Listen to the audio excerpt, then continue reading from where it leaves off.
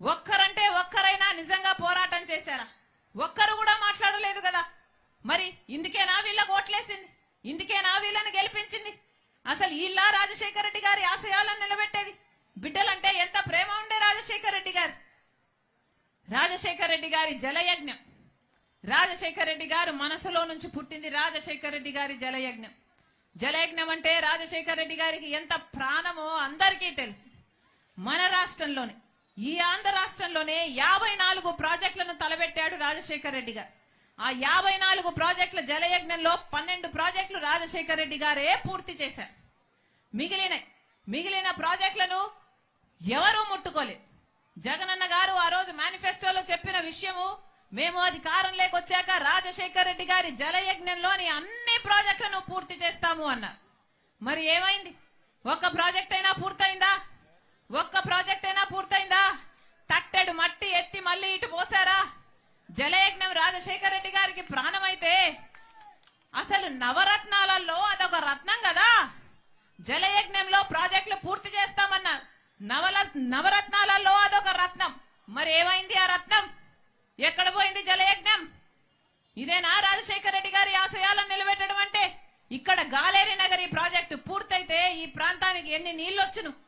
5 నెలల్లో 6 నెలల్లో పూర్తి చేస్తానన్నాడు.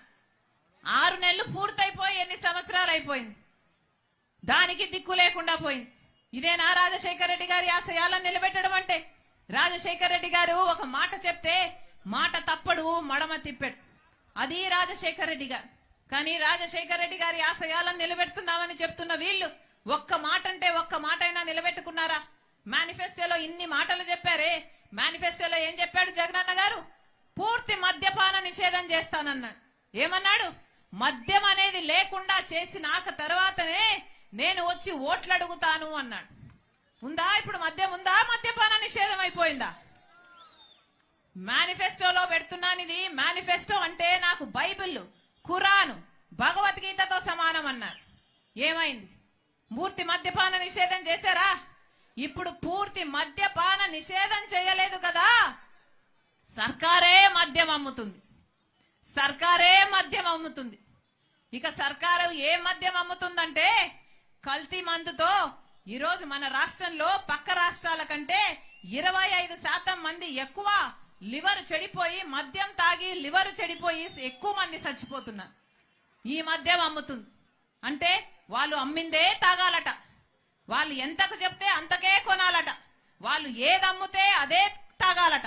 ఏమేమి అమ్ముతున్నారు? భూమ్ భూమ్ అంట, స్పెషల్ స్టేటస్ అట. ఇప్పుడు కొత్తగా చెప్తున్నాడు మన రాకేష్, డిఎస్సి కూడా వచ్చిందట. ఎక్కడయ్యా వాగ్దానాలు ఎక్కడ నిలబెట్టుకున్నారు అంటే మందు షాప్ లో నిలబెట్టుకున్నారు. ఇదేనా రాజశేఖర రెడ్డి గారి ఆశయాలను నిలబెట్టడం అంటే? పూర్తి మద్యపాన నిషేధం అని చేస్తామన్న వారు ఈ రోజు మద్యం మాఫియా చేస్తున్నారు, లిక్కర్ మాఫియా చేస్తున్నారు. ప్రపంచంలో ఎక్కడా లేదు ఇట్లా క్యాష్ తీసుకొని మాత్రమే మద్యం అమ్మడం. అంటే క్యాష్ మాత్రమే తీసుకుంటున్నారంటే ఎంత మద్యం అమ్ముతున్నారో ఎవరికీ తెలియదు. స్టేట్ ట్యాక్స్ కట్టడం లేదు, సెంట్రల్ ట్యాక్స్ కట్టడం లేదు.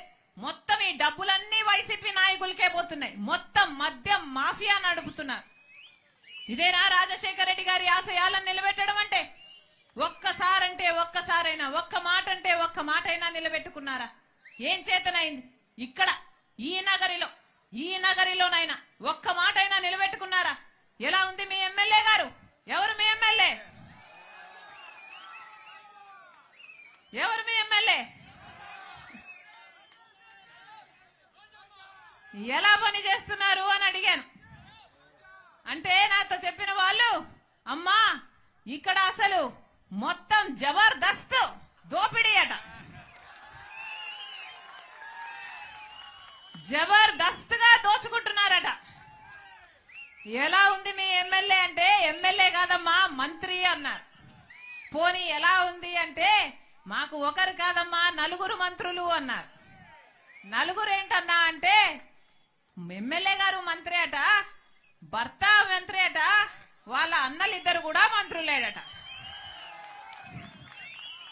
యథేచ్ఛగా జబర్దస్తుగా దోచుకుంటున్నారట. గ్రావెల్ వదలరంట, చెరువులోని మట్టి వదలరంట, ఇసుక వదలరంట, ఏది గాని వదలరంట. ఆఖరికి పేద వాళ్ళ కోసం హౌసింగ్ కడితే ఆ హౌసింగ్ మాఫియాలోనే చేతులు మారడంలోనే 100 కోట్లు సంపాదించుకున్నారమ్మా అన్నారు. పేదవాళ్లకు కట్టే ఇళ్లల్లో ఆఖరికి చిన్న ఉద్యోగాల కోసం వచ్చినా కూడా కమిషన్లు తీసుకుంటారమ్మా. ఎవరన్నా వెంచర్లు వేశారంటే ఆ వెంచర్లో వీళ్ళకు అదేంటిది ప్లాట్లైనా ఇవ్వాలి, లేకపోతే కప్పమైనా కట్టాలి. వీళ్ళ కన్ను పడింది అంటే ఆ ప్లాట్ గా మిగలదమ్మా, వాళ్ళ స్వాహా చేసేస్తారు అన్నారు. ఇందుకేనా అధికారం ఇచ్చింది? ఇందుకేనా ఓట్లేసింది?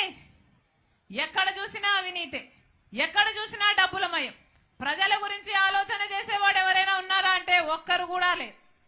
ఇలా తయారైంది కదా. నన్ను అంటుంది రాజశేఖర రెడ్డి బిడ్డను నన్ను అంటుంది నేను అక్కడ తెలంగాణలో పార్టీ పెట్టానట, తెలంగాణలో పార్టీ పెట్టక ముందు నేను కాంగ్రెస్ పార్టీని దూషించానట, ఇప్పుడు కాంగ్రెస్ పార్టీలో ఎలా చేరాను అని అంటుంది. అమ్మా రోజమ్మా, మీకు గుర్తులేదేమో, నేను గుర్తు చేస్తాను. మీరు తెలుగుదేశం పార్టీలో ఐరన్ లెగ్ అన్న పేరుతో మీరు పిలువబడినప్పుడు రాజశేఖర్ రెడ్డి గారి గురించి మీరు ఎంతగా దూషణలు చేశారో ప్రజలు ఇంకా గుర్తే ఉన్నాయి.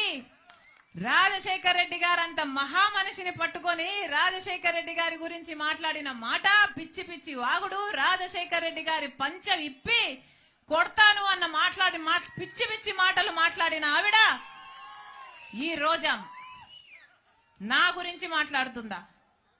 రాజశేఖర్ రెడ్డి బిడ్డను నేను. రాజశేఖర్ రెడ్డి గారు ఈ ప్రపంచంలో నన్ను ప్రేమించినంతగా ఎవరిని ప్రేమించలేదు. అసలు రాజశేఖర్ రెడ్డి గారిని గౌరవించని చోటన నేను కనీసం ఊపిరి కూడా తీసుకోలేను. ఈ రోజు కాంగ్రెస్ పార్టీలో రాజశేఖర్ రెడ్డి బిడ్డ చేరింది అంటే ఎందుకు చేరింది?